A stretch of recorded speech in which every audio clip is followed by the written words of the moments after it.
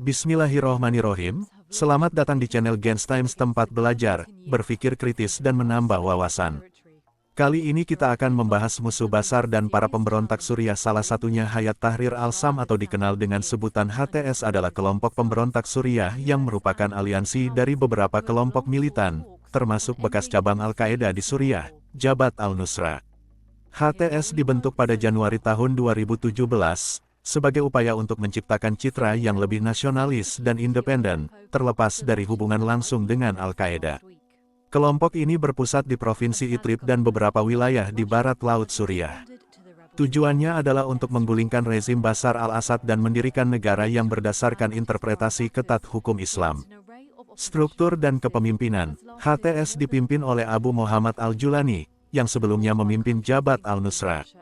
Kelompok ini memiliki struktur militer yang terorganisasi, termasuk unit tempur, divisi administrasi, dan cabang-cabang intelijen. Mereka sering menggunakan taktik gerilya, penyerangan cepat, dan operasi militer yang terkoordinasi.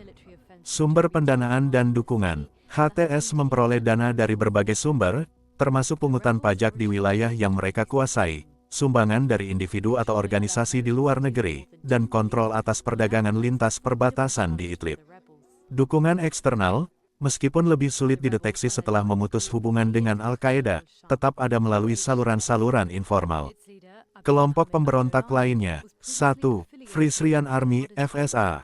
FSA awalnya dibentuk pada 2011 sebagai kelompok oposisi utama terhadap rezim Assad. Dibangun dari pembelot militer Suriah, FSA adalah koalisi longgar yang terdiri dari berbagai faksi bersenjata. Namun, kekuatannya melemah seiring waktu karena fragmentasi internal dan kemunculan kelompok bersenjata lain yang lebih terorganisasi. 2. Syrian Democratic Forces (SDF). SDF adalah aliansi militer yang terdiri dari milisi Kurdi, seperti YPG Arab, dan kelompok minoritas lainnya.